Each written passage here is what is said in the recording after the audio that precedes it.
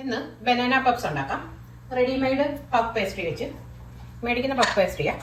അതിന് വേണ്ടി 1 ടീസ്പൂൺ നെയ്യ്, അതിലേക്ക് കുറച്ച് കാഷ്നട്ട്, കുറച്ച് ഉണക്കമുന്തിരി,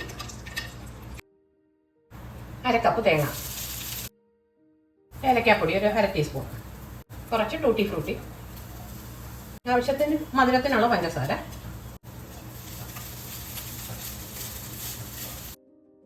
ഇതിലേക്ക് 1 ഏത്തക്ക അരിഞ്ഞതിടാം. അതൊന്ന് വഴറ്റിയെടുക്കാം.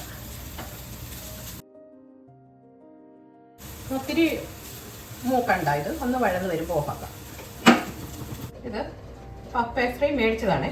ഇത് ഫ്രോസൺ ആകുന്നെങ്കിൽ 1 മണിക്കൂറെങ്കിലും വെളിയിൽ വെച്ചേക്കണം, ഐസ് എല്ലാം മാറാൻ വേണ്ടി. കുറച്ച് മൈദ ഇതിലേക്ക് ഇട്ടിട്ട് ഒന്ന് ചെറുതായിട്ട് പരത്തിയെടുക്കാം.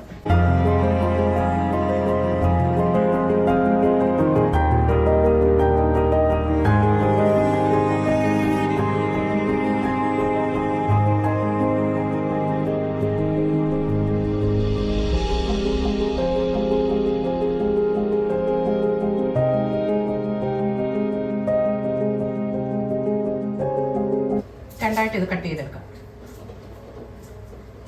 ഇതിലേക്ക് ഈ ഫില്ലിങ് കുറച്ച് വെക്കാം.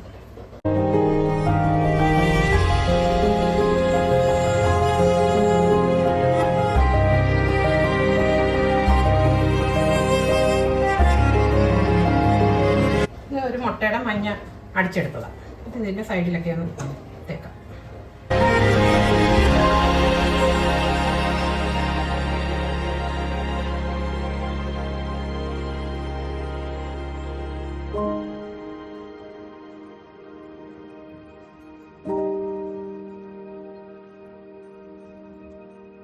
ഫോർക്ക് വെച്ച് ഇങ്ങനെ ഒന്ന് എടുക്കാം.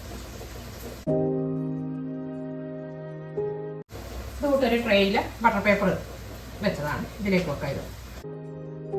ഇതെല്ലാം ഇങ്ങനെ ഉണ്ടാക്കി ഇതിലേക്ക് ഈ മുട്ടയുടെ മഞ്ഞ ഇതടിച്ചത് തൂത്ത് കൊടുക്കാം.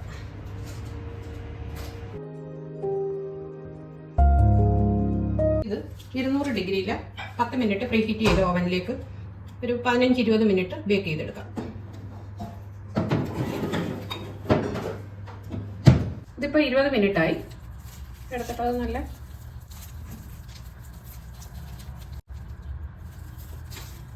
ഇത് എയർ ഫ്രയറിൽ വെച്ച് ഉണ്ടാക്കിയതാണ് എഗ് പപ്സ്.